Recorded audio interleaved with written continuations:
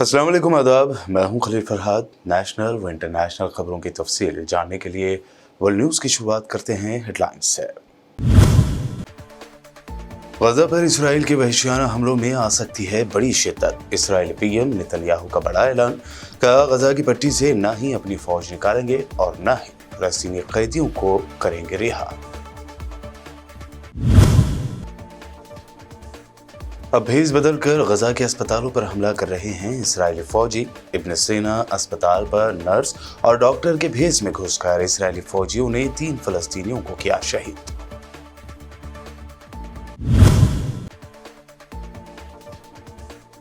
रूस के सदर व्लादिमीर पुतिन ने किया बड़ा ऐलान, कहा बेलारूस भी बन गया है न्यूक्लियर ताकत। अमेरिका समेत मगरबी ममालिक को लगा बड़ा झटका।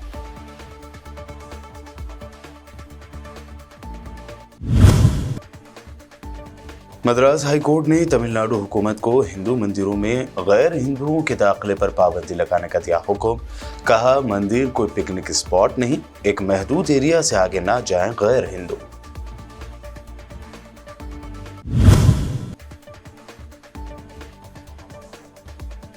महंगाई से पहले से ही परेशान आम लोगों को लग सकता है महंगाई का एक और झटका। आने वाले दिनों में आलू, प्याज और टमाटर की कीमतों में इजाफे का अंदेशा।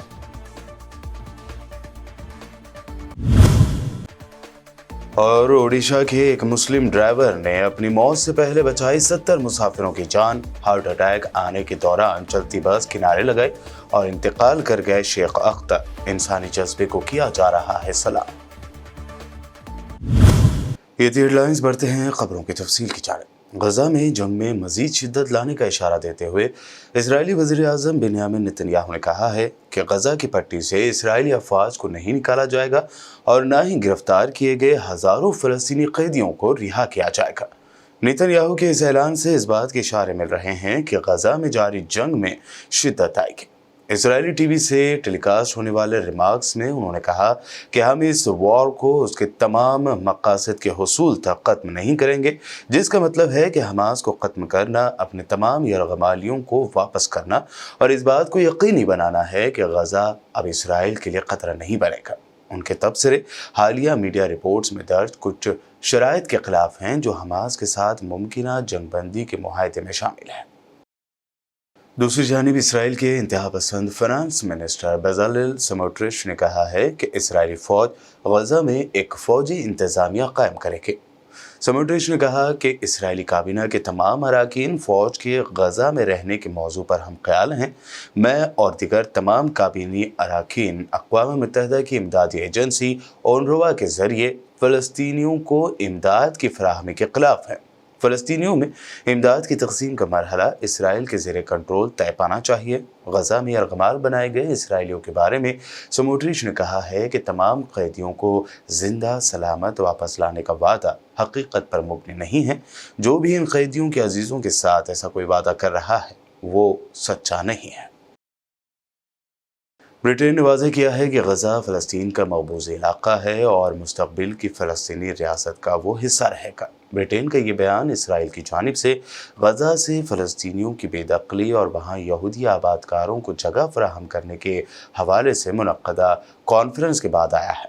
ब्रिटेन ने बयान में कहा कि वह इस बात पर खौफज़दा है कि 28 जनवरी को यरूशलेम में होने वाली कॉन्फ्रेंस में इसराइली वज़रा ने शिरकत की। बयान में बरतानवी पॉलिसी को वाज़ह किया गया कि गजा फ़लस्तीन का मकबूज़ा इलाका है और मुस्तक़बिल में भी फ़लस्तीनी रियासत का वो हिस्सा होगा। गजा में इसराइली फ़ौज के रिहायशी इलाकों और अस्पतालों पर वहशियाना हमलों का सिलसिला जारी है। इसराइली फ़ौजी अब डॉक्टर्स का भेस बदल कर अस्पताल पर हमला कर रहे हैं। मीडिया रिपोर्ट्स के मुताबिक इसराइली फ़ौजियों ने डॉक्टर्स और पैरामेडिकल स्टाफ का भेस बदल कर वेस्ट बैंक के इब्न सीना अस्पताल पर हमला किया और यहाँ 3 फ़लस्तीनी नौजवानों को गोलियां मारकर शहीद कर दिया। सोशल मीडिया पर वायरल होने वाली वीडियोस में देखा जा सकता है कि अस्पताल के फ्लोर पर डॉक्टर्स और नर्सेस के भेस में चंद अफराद दाखिल होते हैं और कोट उतार कर हथियार निकाल लेते हैं। मुसल्लह अफराद एक कमरे में दाखिल होकर बिस्तर पर लेटे 2 फ़लस्तीनी नौजवानों पर गोलियां बरसा देते हैं, जबकि एक और फ़लस्तीनी नौजवान को पकड़कर फर्श पर बिठा देते हैं और बादाज़ा उसे भी कत्ल कर देते हैं।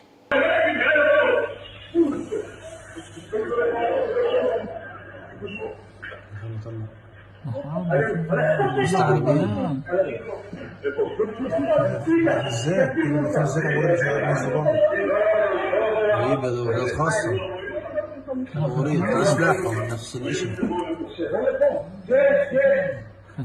سؤالك كيف بدك؟ واحد ثنتين سؤال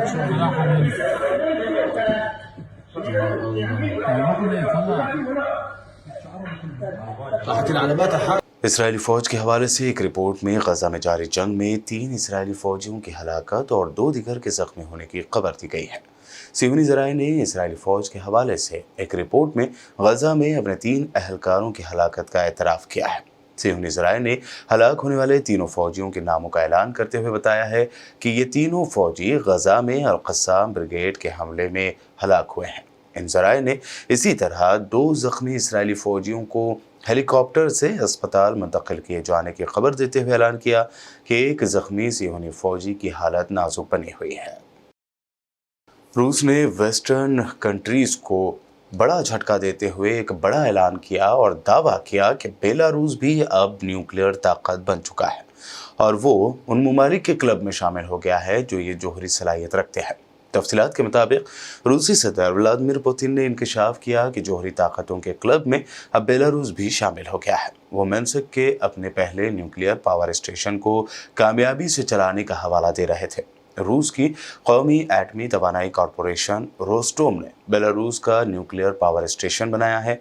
नवंबर में बेलारूसी वजारत तवानाई ने स्टेशन के दूसरे पावर यूनिट के कमर्शियल ऑपरेशन की शुरुआत करने के लिए ग्रीन सिग्नल दिया था।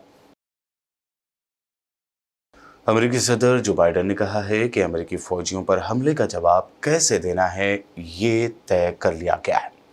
व्हाइट हाउस में सदर जो बाइडन ने कहा कि मशरक़ वस्ता में कशीदगी बढ़ाना नहीं चाहते। अमेरिका को मशरक़ वस्ता में वसी जंग की ज़रूरत नहीं है।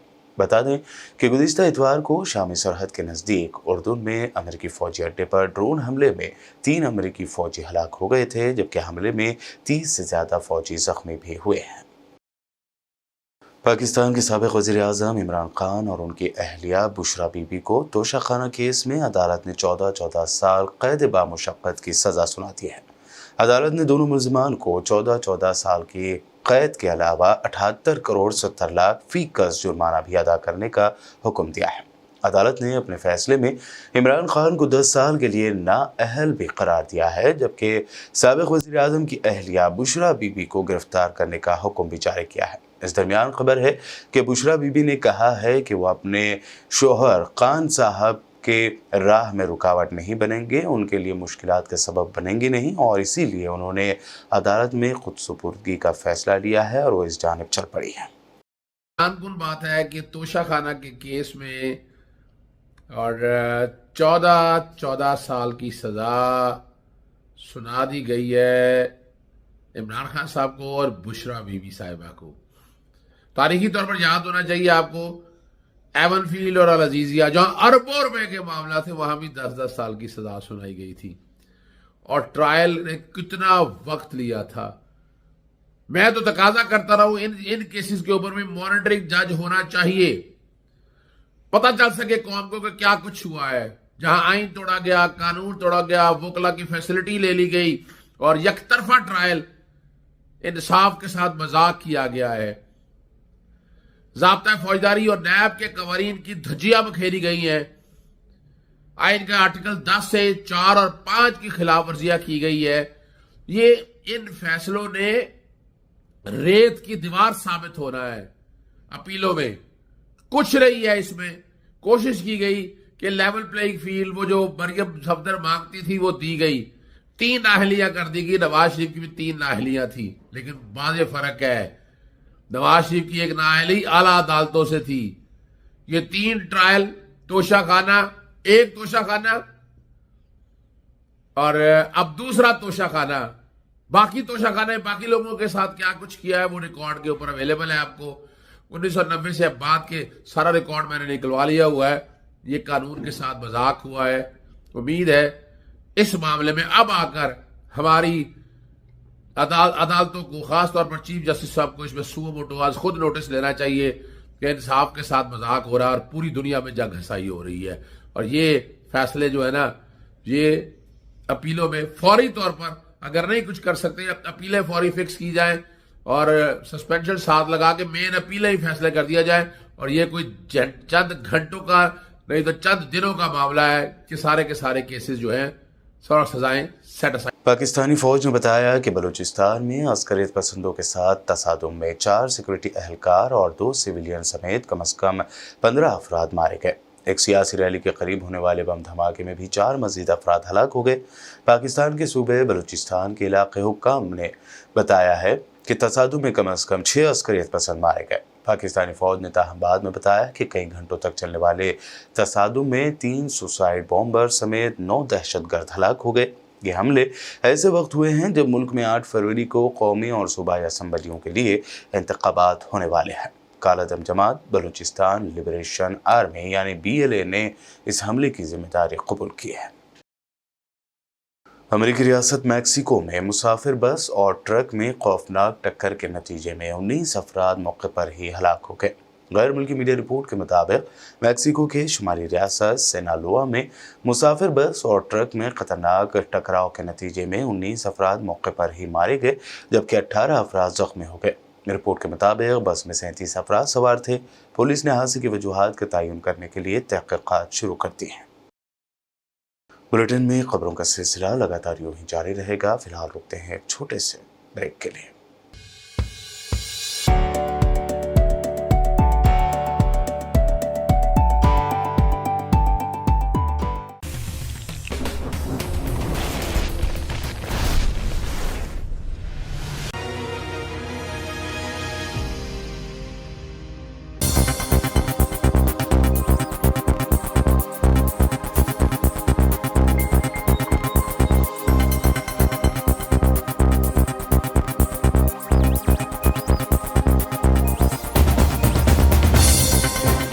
ब्रेक के बाद आगे बढ़ते हैं और अब देखते हैं अहम national news. Madras high court ने अपने हुक्म में तमिलनाडु हुकूमत से कहा है कि वो सभी हिंदू मंदिरों में एक स्पेशल बोर्ड लगाए।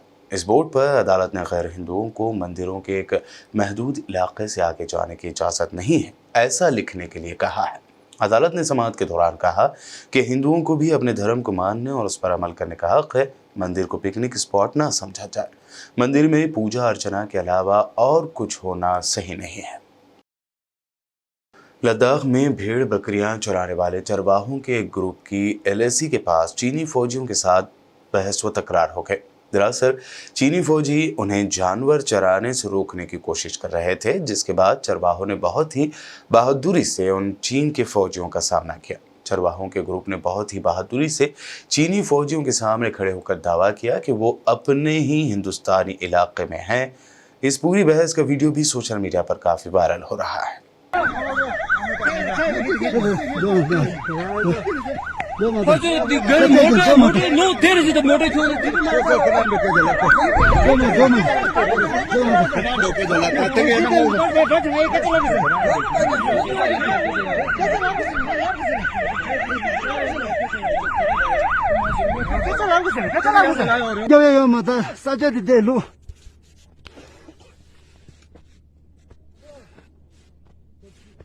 दो मजे याबो हमारे सजा ठहरते हैं।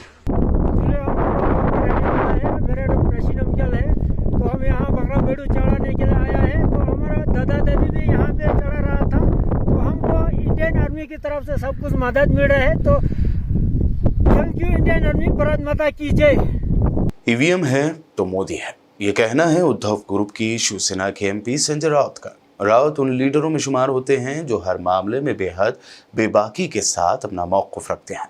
उन्होंने चंडीगढ़ में हुए मेयर इलेक्शन का मवाजना सीता हरण से किया है। उनका कहना है कि मंगल को चंडीगढ़ में सीता का हरण हुआ है, यानी सीता का अगवा हुआ है। अब तक सीता का हरण रावण करते थे, लेकिन अब सीता का अगवा वो लोग कर रहे हैं जो खुद को ही राम भक्त कहते हैं। इसके साथ ही उन्होंने दावा किया कि जो लोग पलटू राम बनने को तैयार नहीं है वो लोग उसकी कीमत चुका रहे हैं। ईवीएम है तो देश में पीएम मोदी है। उन्होंने कहा कि उत्तर प्रदेश की एक दुकान से ईवीएम की 300 मशीनें मिली हैं। दिल्ली के सीएम अरविंद केजरीवाल ने प्रेस कॉन्फ्रेंस करते हुए इंडिया अलायंस, नीतीश की एनडीए में वापसी व दीगर मुद्दों पर बीजेपी को जमकर घेरा और कई सवाल पूछे हैं। अगर इतनी सीट आ ही रही थी तो ईडी की क्या जरूरत थी? फिर ये सब नौटंकी करने की क्या जरूरत थी? इसका मतलब इतनी सीट नहीं आ रही है, इसका मतलब ईडी की भी जरूरत है, फर्जीवाड़े की भी जरूरत है, गुंडागर्दी करने की भी जरूरत है, तब सीट आएंगी इनकी। अगर अपने आप सीट आ रही होती तो क्यों करते ये इतना सारा? क्यों ईडी पीछे भेजते? क्यों नीतीश जी को तोड़ते? क्यों उधर एनसीपी तोड़ते? क्यों शिवसेना तोड़ते? क्यों सबके पीछे ईडी छोड़ते? ये इसलिए कर रहे हैं क्योंकि इनकी सीटें नहीं आ रही हैं। लोग इनसे परेशान हो चुके हैं, लोग फेडअप हो चुके हैं।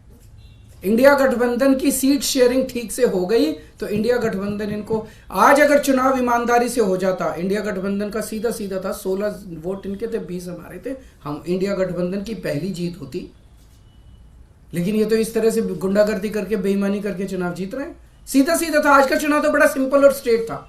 हमारा एक भी आदमी नहीं बिका, 20 वोट थे हमारे, इनके 16 वोट थे, तो आज का चुनाव तो इंडिया गठबंधन जीत ही रहा था। कांग्रेस की fire brand spokesperson Supriya Shrinate ने चंडीगढ़ में हुए मेयर इलेक्शन को लेकर बीजेपी पर जमकर तनकीद की। उन्होंने कहा कि बीजेपी इख्तियार हासिल करने के लिए इलेक्शन में धांधली कर सकती है, इसका सबूत ये मेयर इलेक्शन है। चंडीगढ़ के मेयर का चुनाव इस बात का प्रमाण और सबूत है कि भारतीय जनता पार्टी सत्ता काबिज करने के लिए कुछ भी करने को तैयार है, और फिर वो दिन दहाड़े चुनाव में धांधली ही क्यों ना हो। चंडीगढ़ मेयर के चुनाव को थोड़ा समझना जरूरी है। आम आदमी पार्टी और कांग्रेस ये चुनाव मिलकर लड़ रही थी। हमारे साझा उम्मीदवार कुलदीप सिंह थे, भारतीय जनता पार्टी के उम्मीदवार मनोज सोनकर थे। चंडीगढ़ नगर निगम में 36 वोट हैं मेयर चुनने के लिए। 14 नगर निगम के सदस्य भाजपा के थे, एक उनकी मेयर किरण खेर, एक शिरोमणि अकाली दल का वोट, 13 आम आदमी पार्टी के वोट और 7 वोट कांग्रेस के थे। 9 मनोनीत सदस्य होते हैं जिनका वोटिंग नहीं होती है। यह चुनाव 18 जनवरी को होना था।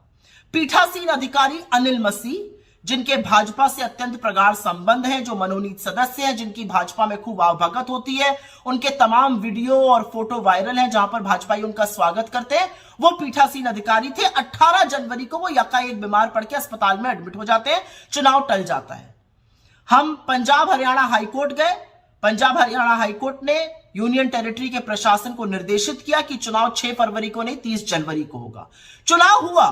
भारतीय जनता पार्टी को 16 वोट मिले, 14 उनके नगर निगम के सदस्य, एक किरण खेर और एक शायद शिरोमणि अकाली दल का, मिलाकर 16 वोट मिले। आप और कांग्रेस के साझा कैंडिडेट को 20 वोट मिले। सीधी जीत हमारी थी। लेकिन पीठासीन अधिकारी अनिल मसीह, जिनके भाजपा से प्रगाढ़ संबंध है, उन्होंने हमारे 8 वोटों को अवैध घोषित कर दिया। और वीडियो में साफ दिख रहा है कि कैसे वो उन वोट बैलेट पे लिख रहे हैं, उस पे लाइन बना रहे हैं, और कैसे उसको झपट्टा मार के वो लेकर चले गए जिससे विपक्ष के लोग उसको देख भी ना पाए। तो ऐसी क्या मजबूरी थी? क्यों जरूरी था कि भाजपा के मेयर के कैंडिडेट को येन तेन प्रकरण जिताया जाए? क्या आज न्यायपालिका चुप रहेंगी?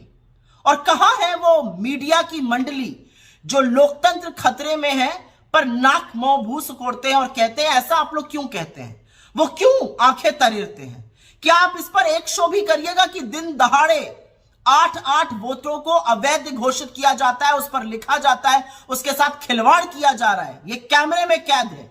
क्या आप इस पर एक भी शो करने को तैयार हैं? और मैं आशा करती हूं कि इस देश की न्यायपालिका सुप्त नहीं रहेगी, इस पर एक्शन लेगी, क्योंकि असलियत यह है कि अगर यह होने दिया गया तो इस देश का लोकतंत्र खत्म हो चुका है। इस देश में चुनावों का कोई मतलब नहीं है, इस देश में मताधिकार का कोई मतलब नहीं है। तो जरूरी है कि इस पर चर्चा हो, जरूरी है न्यायपालिका इसको स्वतः संज्ञान में लेकर इस पर तुरंत एक्शन करे, क्योंकि इस तरह से लोकतंत्र का दिन दहाड़े दमन करना एक पीठासीन अधिकारी, एक भाजपा के एजेंट के द्वारा असहनीय है, निंदनीय है, बर्दाश्त नहीं है। चंडीगढ़ के मेयर इलेक्शन में बीजेपी पर धांधली का इल्जाम लगा है। इसका पूरा खुलासा किया है आम आदमी पार्टी एमएलए राघव चड्ढा ने। जब भी किसी भी वोट को अवैध घोषित किया जाता है या इनवैलिड करार दिया जाता है तो उस वोट को दोनों पार्टियों के काउंटिंग एजेंट को दिखाया जाता है अवैध घोषित करने से पहले। ये डमी बैलेट पेपर है जो मैं आप सबके सामने लाया हूं। जब काउंटिंग के दौरान इस प्रकार के बैलेट पेपर को इलीगल घोषित किया जाता है तो प्रिसाइडिंग अफसर, अगर मान लीजिए मैं प्रिसाइडिंग अफसर हूं तो मैं दोनों पार्टियों के इलेक्शन एजेंट को वो दिखाऊंगा बैलेट पेपर की, देख लीजिए यहां इनके निशान बाहर लगा हुआ है, ये इनवैलिड है, मैं इसे अवैध घोषित कर रहा हूं। ऐसे दोनों पार्टियों के इलेक्शन एजेंट को दिखाया जाता है और दिखाने के उपरांत उनकी सहमति से और जो डीसी चुनाव हैं, जो डिप्टी कमिश्नर बैठे हैं, उनकी सहमति से इस वोट को अवैध घोषित किया जाता है। लेकिन आज ये नहीं हुआ। आज ना इलेक्शन एजेंट को दिखाया गया, ना डीसी को दिखाया गया और बस एक एक कर आम आदमी पार्टी के वोटों को और कांग्रेस पार्टी के वोटों को अवैध घोषित कर दिया गया। यह दिखाता है कि भारतीय जनता पार्टी इतने छोटे से एक मेयर के चुनाव में, म्युनिसिपल कॉरपोरेशन के मेयर के चुनाव में अगर इस प्रकार की गैर कानूनी असंवैधानिक घटनाएं को अंजाम दे सकती है तो आप सोचिए कि लोकसभा चुनाव की हार देखते हुए ये लोग क्या करेंगे। कांग्रेस लीडर राहुल गांधी की भारत जोड़ो न्याय यात्रा इस वक्त बिहार में है। बुध को कटिहार में उन्होंने पदयात्रा की। यात्रा के दौरान भगदड़ मच गई जिसकी वजह से राहुल गांधी की कार को काफी नुकसान पहुंचा और वो बाल बाल बच गए। हालांकि राहुल गांधी कार से निकलकर बस में बैठ गए और इंतजामिया ने लोगों को मुतमईन किया।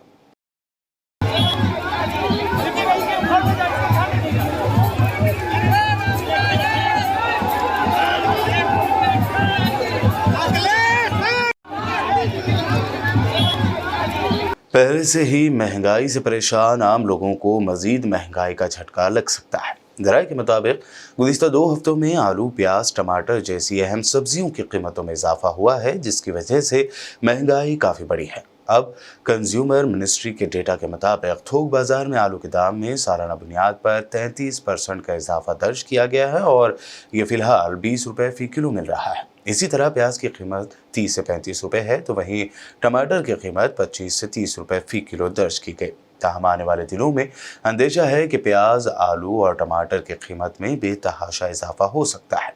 काबिल जिक्र है कि गुज़िश्ता साल जुलाई में टमाटर की कीमत 200 रुपये फ़ी किलो तक पहुंच गई थी। रियासत ओडिशा के बालेश्वर में एक मुस्लिम ड्राइवर ने इंसानी जज्बे की मिसाल कायम की है। बस चलाने वाले ड्राइवर शेख अख्तर ने अपनी मौत से पहले बस में सवार 60 मुसाफिरों की जिंदगी बचाई। दरअसल बालेश्वर जिले के पातापुर चक के पास मुस्लिम बस ड्राइवर शेख अख्तर को अचानक दिल में दर्द हुआ। ऐसे नाजुक वक्त में उन्होंने बस को सड़क किनारे पार्क किया और अपनी सीट पर ही निढाल हो गए। ड्राइवर की हालत से घबराए मुसाफिरों ने फौरी पुलिस को इत्तला दी और फिर उन्हें अस्पताल ले जाया गया जहां डॉक्टरों ने शेख अख्तर को मुर्दा करार दिया। बस में सवार एक मुसाफिर ने बताया कि ड्राइवर शेख अख्तर की समझबूझ से सभी की जान बच गई।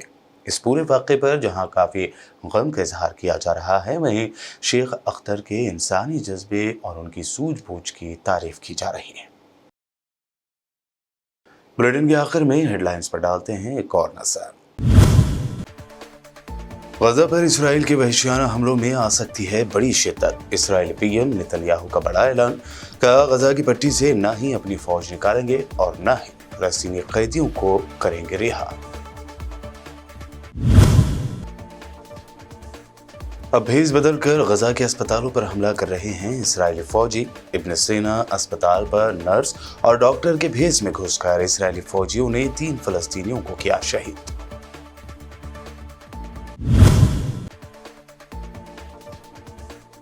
रूस के सदर व्लादिमीर पुतिन ने किया बड़ा ऐलान, कहा बेलारूस भी बन गया है न्यूक्लियर ताकत। अमेरिका समेत मगरबी ममालिक को लगा बड़ा झटका।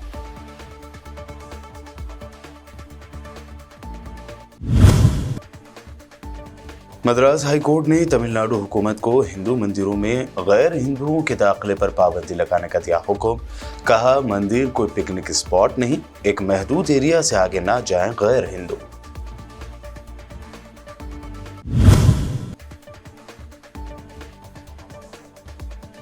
महंगाई से पहले से ही परेशान आम लोगों को लग सकता है महंगाई का एक और झटका। आने वाले दिनों में आलू, प्याज और टमाटर की कीमतों में इजाफे का अंदेशा।